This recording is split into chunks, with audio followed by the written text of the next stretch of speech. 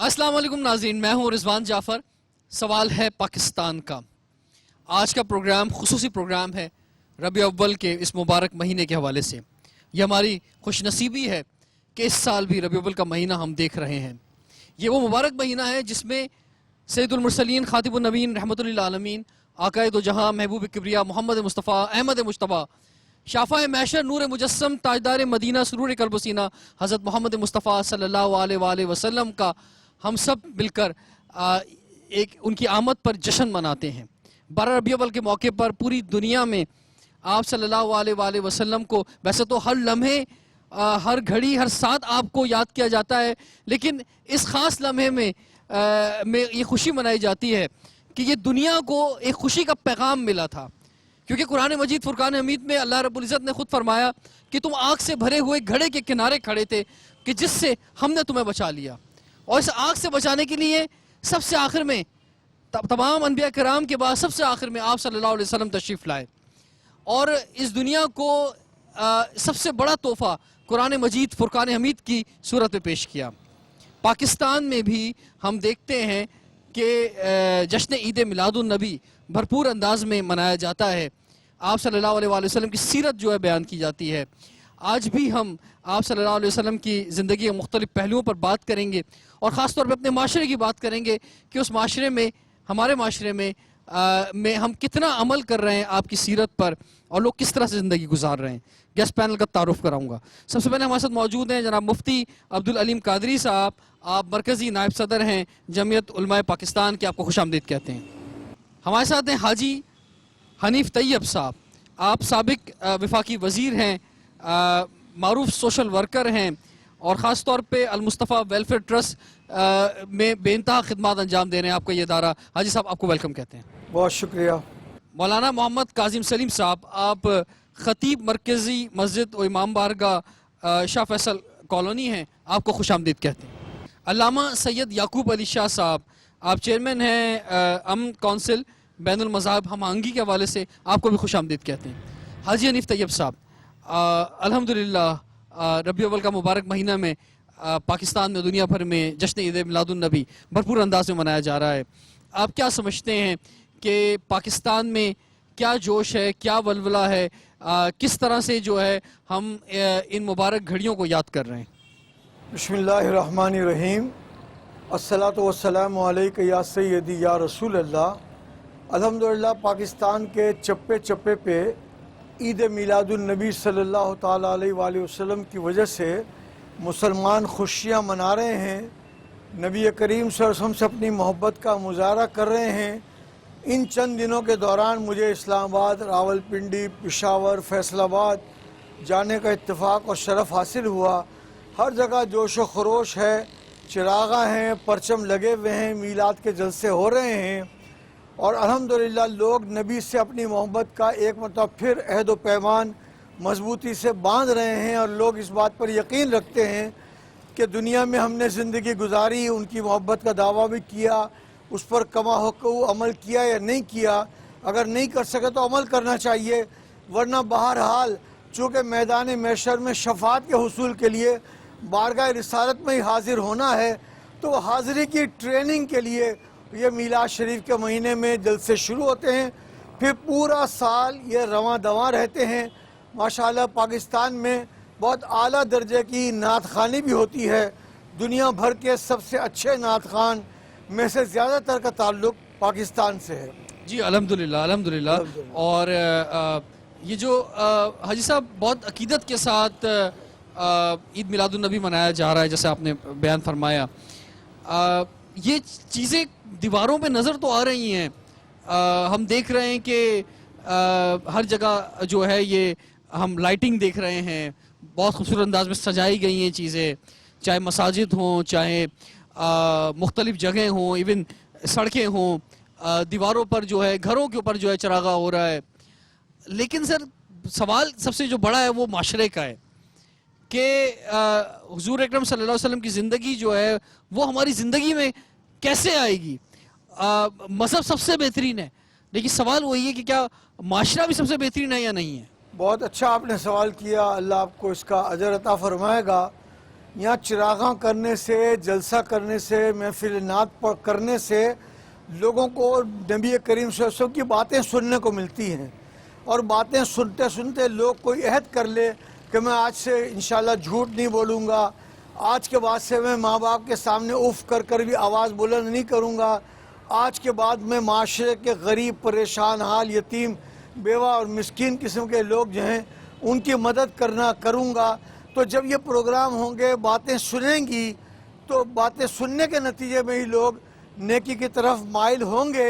मैं इस कराची में ज़ाहिर है अपने पैदा होने के चंद महीनों के बाद से यहीं आ गया हूँ, तो मैं देख रहा हूँ कि कराची में जितना ईद मिलादुन नबी सल्लल्लाहु अलैहि वसल्लम को मनाए जाने का, जलसों के इनेकाद का, वो इवन टेलीविज़न के ज़रिए भी लोगों को हुजूर अकरम सल्लल्लाहु अलैहि वसल्लम का अखलाक, किरदार, उनका उसवे हसना, उनका सबर, उनकी इस्तिकामत, सारी चीज़ें बयान करने का मकसद ये होता है कि तुम इस नबी से मोहब्बत का दावा करते हो, लेकिन दावा सच्चा जब होगा कि जब कुछ अमल करके भी दिखाओ उसके दावा मुताबिक। तो सच्चा उसी वक्त होगा जब आपकी जिंदगी में अमल आएगा। लेकिन अगर अमल नहीं आया तो फिर दावा कैसे सच्चा हो सकता है? अल्लाह ताला सबको हिदायत भी दे, और ये भी तौफीक होती है तो हिदायत मिलती है। बिल्कुल।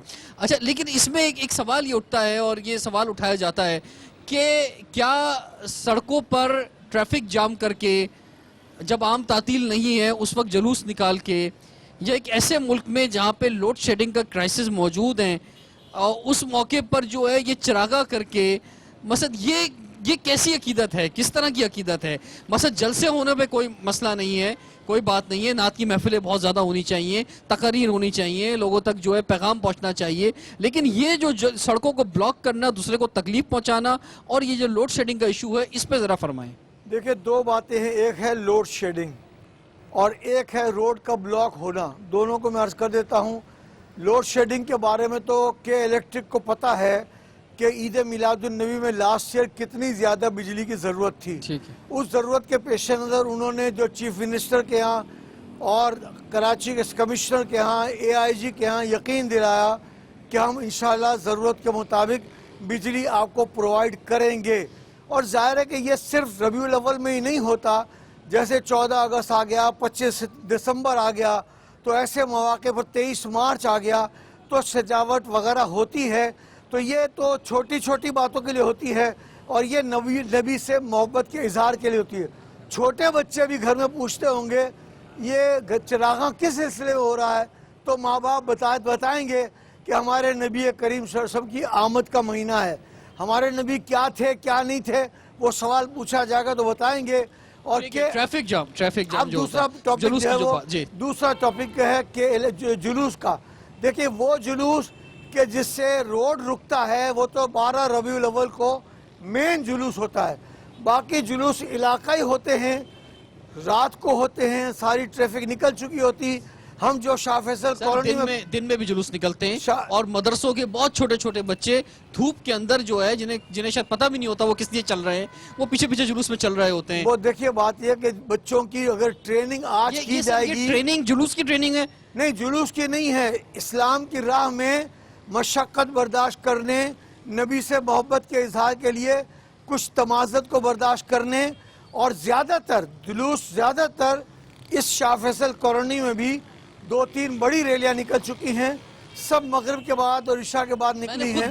दिन में देखें जुलूस जो हैं शहर में बहुत सारे मकामात पर। ईद मिलादुन नबी के मौके पर ये इजहार किस किस तरह से हो रहा है, किस किस तरह से होना चाहिए, और हमारी ज़िंदगियों में, हमारे मुल्क में, हमारे निज़ाम में क्या तब्दीलियाँ आ रही हैं, आवाम को क्या फ़ायदा पहुँच रहा है, हमारे अखलाक को क्या फ़ायदा पहुँच रहा है, ये सब जो है आज हम थोड़ी कोशिश करेंगे जानने की।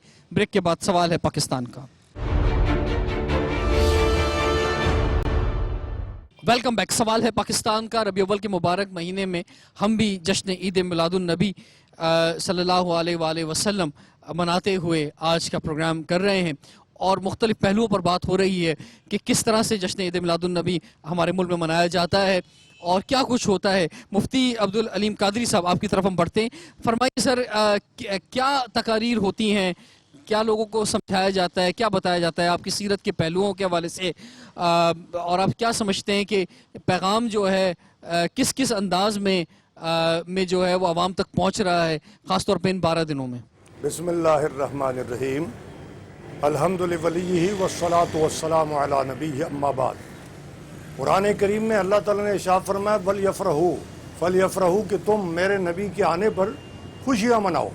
وَاذْكُرُوا نِعْمَتَ اللَّهِ علیکم میری اس نعمت عظمیٰ کا چرچا کرو، اس کا ذکر کرو جو نعمت عظمیٰ میں نے تمہیں عطا فرما دی۔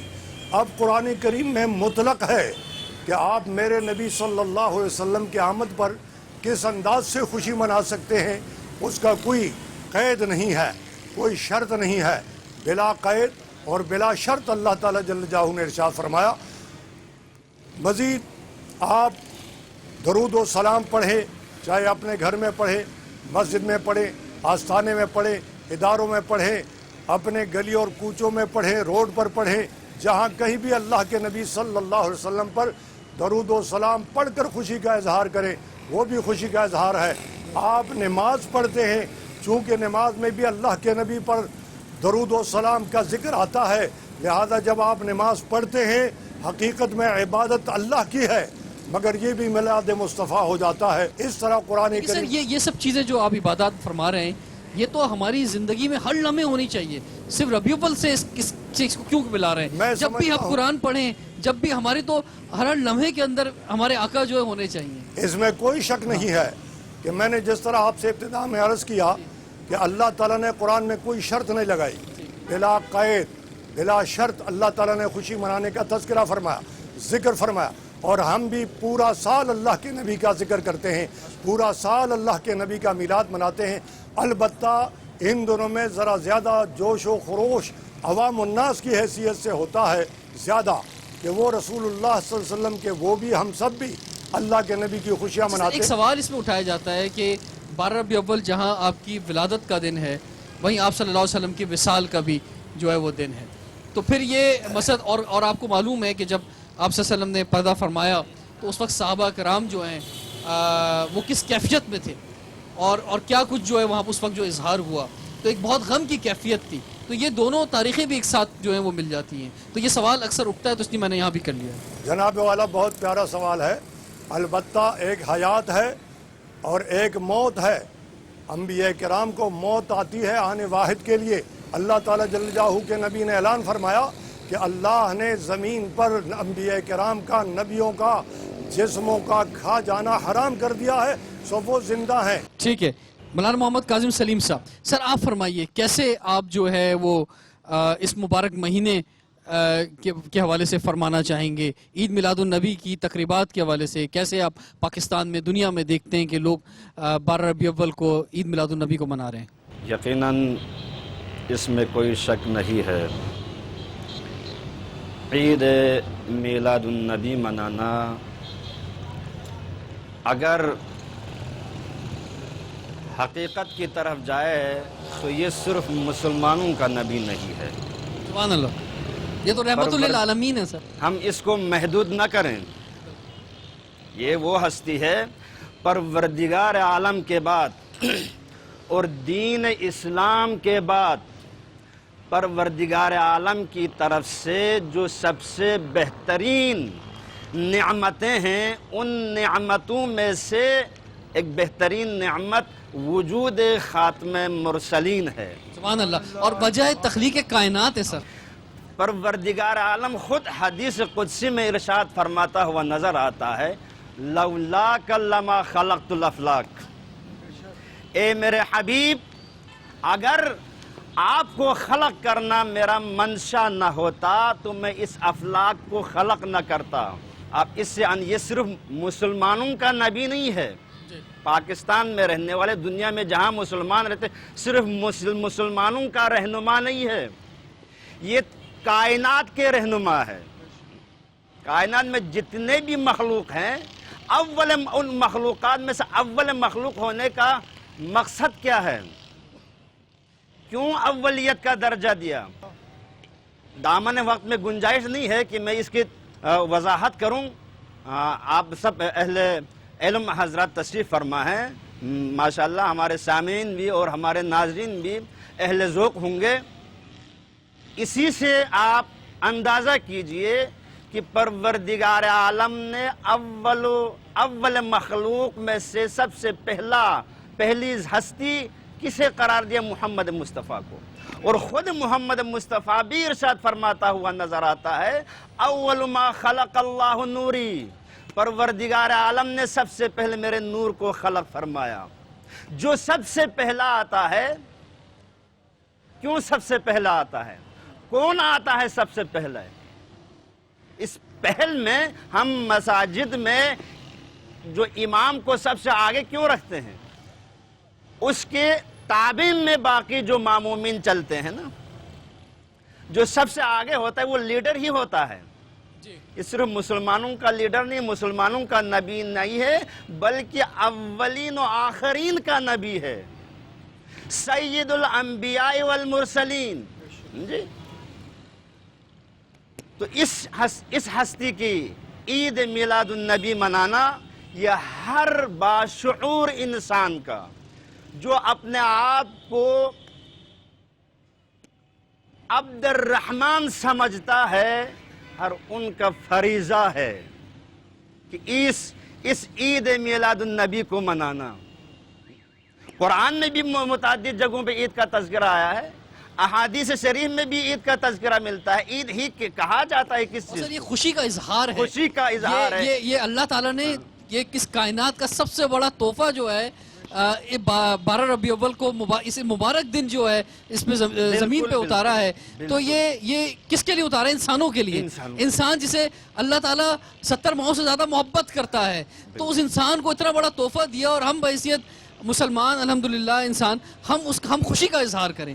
جس طرح بھی کر سکتے ہیں، ہر ایک کا الگ انداز ہوتا ہے.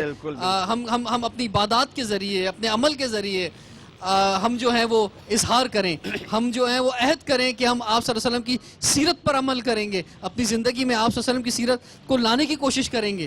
یہ مختلف انداز اس طرح سے آپ بیان کر رہے ہیں، محبت کے مختلف طرح کے انداز ہیں، اور وہ کیا کیا انداز ہو سکتے ہیں، یہی آج کے پروگرام میں ہم جان رہے ہیں، کوشش کر رہے ہیں. بریک کے بعد کنٹینیو کرتے ہیں. سوال ہے پاکستان کا.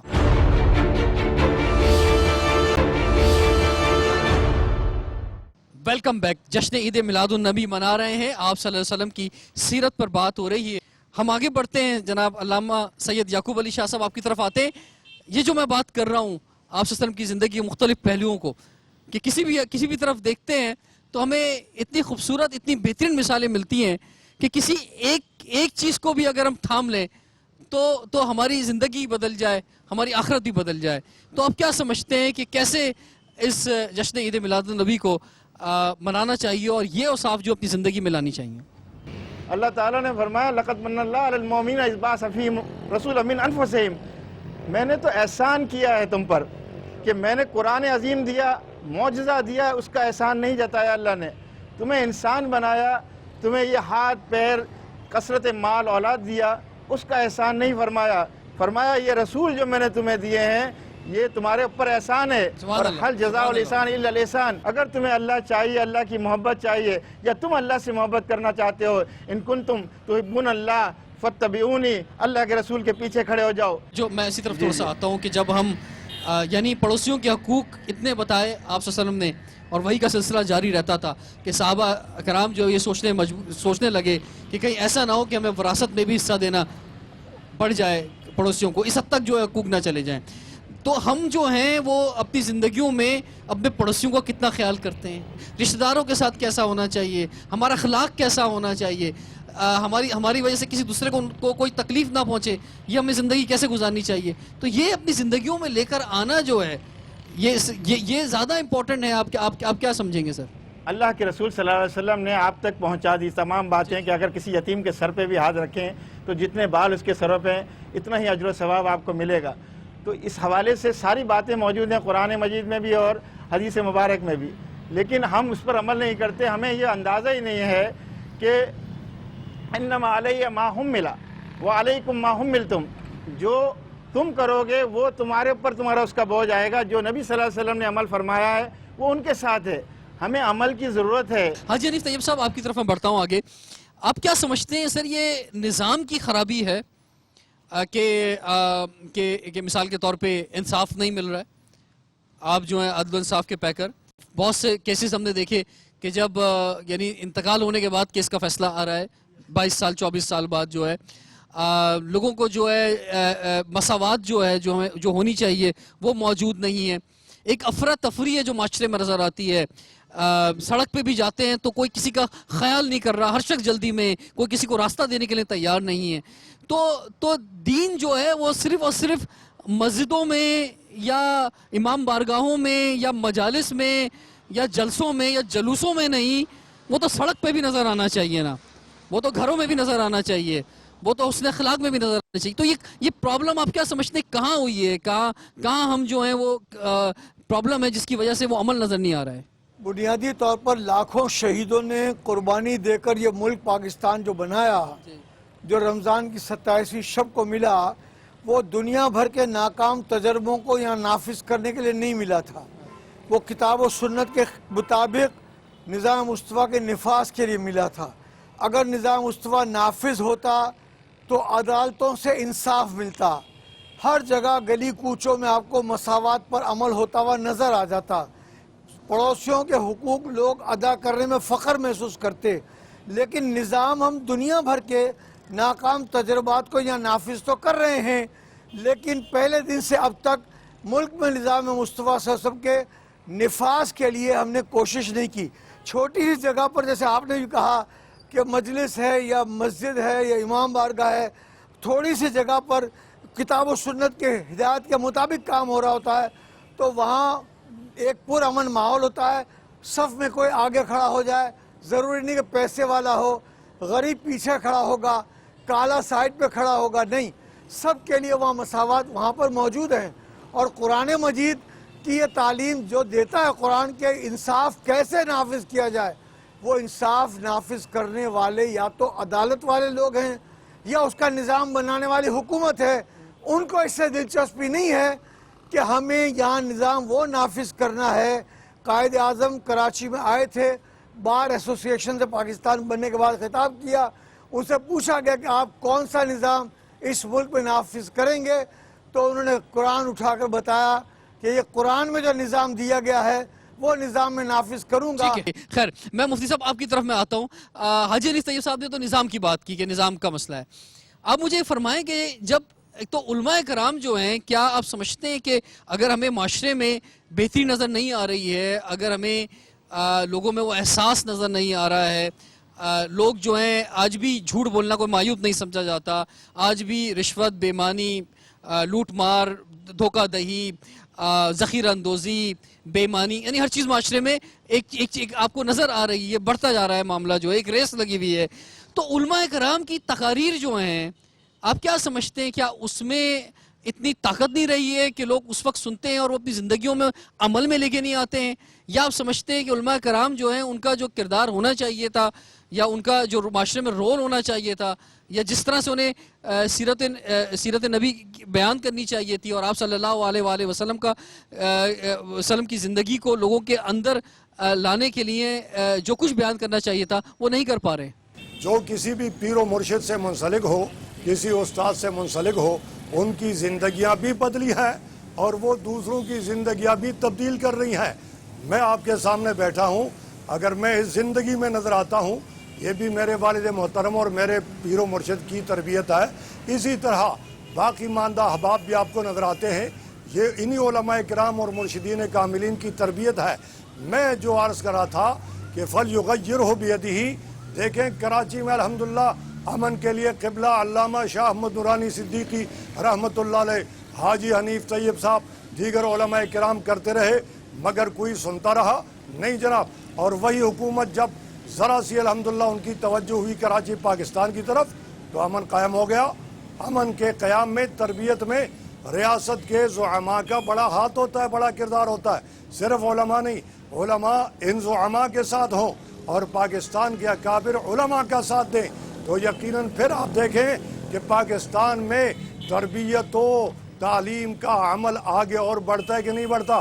آج آپ مجھے بتائیں آپ نے کتنے علماء کو یا جناباً سرکاری محکموں میں رکھا ہے, ان کو قوت و طاقت دیا ہے. آپ احباب نے تو صرف علماء اور ان کو جناب مسجد کے محرابوں تک محدود رکھا ہے. اگر آپ ان کو قوت دیں, زمام حکومت کچھ ہاتھ میں دیں تو یقیناً انشاءاللہ تعالی وہ آپ کو کر کے دکھائیں گے. علماء کرام کا جو کردار ہے بہت بہت اہم ہے، کیونکہ آپ ہی تربیت کرتے ہیں، آپ ہی خطاب کرتے ہیں اور آپ ہی جو ہے بیان کرتے ہیں، آپ ہی علم والے ہوتے ہیں، اور یہ علم جب آگے جاتا ہے تو یہ زندگیاں بدلنی چاہیے، اور یہ زندگیاں بدلتی ہوئی ہمیں ہر طرف نظر آنی چاہیے. ٹائم ایک بریک کا ہو گیا، بریک کے بعد حاضر ہوتے ہیں سوال ہے پاکستان کا. Welcome back. سوال ہے پاکستان کا جشن عید میلاد النبی کے سلسلے میں آج ہم حاضر ہیں. سر، کس طرح سے آپ دیکھ رہے ہیں کہ اس سال پورے پاکستان میں جشن عید میلاد النبی منایا جا رہا ہے؟ ہم دیکھ رہے ہیں کہ اس وقت ہم شاہ فیصل کالونی میں موجود ہیں اور یہاں پر بے انتہا ہم ہر طرف جو ہے جگمگ ہوتے ہوئے یہ برقی کمکمیں دیکھ رہے ہیں. یہی حال جو ہے پورے شہر کا ہے، کراچی کی اگر بات کی جائے خاص طور پہ. بسم اللہ الرحمن الرحیم. سب سے پہلے تو میں جشن عید میلاد النبی کے موقع پر آج ٹی وی کے اس پروگرام منعقد کرنے پہ مبارکباد پیش کرتا ہوں. اور جیسے علماء کرام نے ابھی ہمیں بتایا، اور پورے پاکستان، پوری کائنات عالم میں حضور نبی کریم صلی اللہ علیہ وسلم کی آمد کی خوشی، جس طرح اللہ تعالیٰ نے کلام پاک میں فرمایا وَرَفَعْنَا لَكَ ذِكْرَكَ، تو ہر سال الحمدللہ نبی پاک صلی اللہ علیہ وسلم کے ذکر کی محفلیں اور اس سجاوٹیں اور اس کی خوشی کا اظہار پوری کائنات عالم میں، یہ صرف پاکستان انڈو پاکستان میں نہیں بلکہ یورپ میں، امریکہ میں، کینیڈا میں، الحمدللہ جہاں جہاں مسلمان بستے ہیں، ایون مکہ اور مدینہ میں نبی پاک صلی اللہ علیہ وسلم سے ان کی امتی آپ کی آمد کا جس طرح چرچا کرتے ہیں، خوشی کا اظہار کرتے ہیں. اور یہ ہم پہ لازم ہے کہ جس نبی پاک صلی اللہ علیہ وسلم کی شفاعت کی ہم روز محشر امید لگائے بیٹھے ہیں اور انشاءاللہ جنت میں نبی پاک کی شفاعت کے ذریعے سے جائیں گے، تو ہم پر لازم ہے کہ نبی پاک صلی اللہ علیہ وسلم کی آمد کی خوشی ہم پوری دھوم دھام سے منائیں. سبحان اللہ. جی، اس سلسلے میں ایک سوال یہ آتا ہے، آپ میں سے جو بھی اس کا جواب دینا چاہے، کہ یہ جس طرح سے ہم آج جو ہے یہ جشن منا رہے ہیں، اس طرح جشن صحابہ کرام نے نہیں منایا، جو آپ صلی اللہ علیہ وسلم کی حیات مبارکہ میں اس وقت موجود تھے. انہوں نے، اس کے بعد خلفائے راشدین نے، اس کے بعد کسی بھی بنو امیہ میں، بنو عباس میں جو ہے ایسا جشن نہیں منایا گیا. یہ جو ہے انڈو پاک میں یہ سلسلہ شروع ہوا. ہر چیز ہر دور میں تبدیل ہوتے ہوتے ایڈوانس ہوتی ہے. مثال کے طور پر مسجدیں کچی ہوتی تھی، اب اگر آپ یہ کہنا شروع کر دیں کہ پاکستان کی تمام مسجدیں شہید کر دی جائیں اور پہلے کچی مسجدیں ہوتی تھی تو کچی مسجد بناؤ، آپ یہ کہیں نبی بہت غریب قسم کے گھر میں رہتے تھے تو کوئی فلیٹ یا بنگلہ نہ بنائے. کبھی بھی اللہ نے یہ فرمایا کہ جو تم پر نعمتیں نازل ہوئیں اس کا اظہار کرو. اب اس دور کے لوگوں نے مثال کے طور حج پلین میں جاتے ہیں، شپ میں جاتے ہیں، بائی روڈ جاتے ہیں. اگر آپ کہیں کہ صحابہ اس دور میں جس طرح پیدل چلتے تھے اس طرح پیدل حج کریں تو نہیں. آپ جو بھی طریقہ جو ناجائز نہ ہو، جائز طریقہ جو آپ کے ذہن میں آئے اس کو استعمال کریں. ذکر کو وسعت دینے کے لیے یہ آسانیاں پیدا کی گئی ہیں تاکہ جو گھر سے نہ نکل سکے وہ گھر میں بیٹھ کر بھی اس ذکر کو سنیں. جی، آپ سب کا بہت بہت شکریہ، زبردست خیالات کا اظہار کیا. ہمارے ساتھ معروف نعت خواں سیدہ الماس اختر صاحبہ موجود ہیں. الماس، آپ کو خوش آمدید کہتے ہیں. حضور اکرم صلی اللہ علیہ وآلہ وسلم کو یاد کرنے کا جو خوبصورت طریقہ ہے وہ نعت رسول مقبول صلی اللہ علیہ وآلہ وسلم ہے، اور کیسے پیارے حبیب کی باتیں، جسم و جاں کے طبیب کی باتیں، نعت پڑھنا اور سننا بھی یہ سب نصیب کی باتیں. تو ہم آپ سے ایک نعت سننا چاہیں گے پروگرام کے اختتام پر. کاش میں دور پیمبر میں اٹھایا جاتا، کاش میں دور پیمبر میں اٹھایا جاتا اور باخدا قدموں میں سرکار کے پایا جاتا اور باخدا قدموں میں سرکار کے پایا جاتا اور ساتھ سرکار کے غزوات میں شامل ہوتا، ساتھ سرکار